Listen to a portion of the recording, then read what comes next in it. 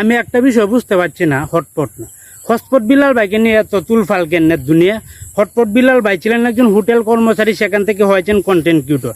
আপনিও content creator, আমিও content creator. Hotpot Bilal ভাইকে অনুসরণ করার দরকার নাই, হটপট বিলাল ভাইকে নিয়ে অনুপ্রেরণামূলক কথা বলারও দরকার নাই।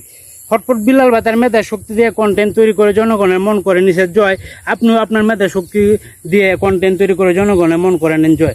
হটপট বিলাল ভাই এক মাসে 46 লাখ টাকা ইনকাম করছে, তাতে আমার কি আসে যায়? হটপট বিলাল ভাইকে কপি করতে হবে এমন কোনো কথা নাই। হটপট বিলাল ভাইকে কেন আমি কপি করতে যাব? হটপট বিলাল ভাইকে নিয়ে কেন অনুপ্রেরণামূলক কথা বলতে যাব? কেন আমরা অনুসরণ করব? আমরা একজনকে অনুসরণ করব, তিনি হলেন হযরত মুহাম্মদ সাল্লাল্লাহু আলাইহি সাল্লাম, যার দ্বারা আমরা দুনিয়া আসতে পারছি, যার দ্বারা এই ভূমণ্ডল সৃষ্টি হয়েছে। আমরা তাকে অনুসরণ করব। আমরা হটপট বিলাল ভাইকে অনুপ্রেরণামূলক কথা বলার দরকার নাই, অনুসরণও করার দরকার নাই। আমি একজন কন্টেন্ট ক্রিয়েটর, আপনিও একজন কন্টেন্ট ক্রিয়েটর। আপনার যোগ্যতা দিয়ে আপনি সামনের দিকে এগিয়ে যান। আমরাও দোয়া করি হটপট বিলাল ভাই তার মেধা শক্তি দিয়ে, যোগ্যতা দিয়ে কন্টেন্ট তৈরি করে আরও সামনের দিকে এগিয়ে যাক।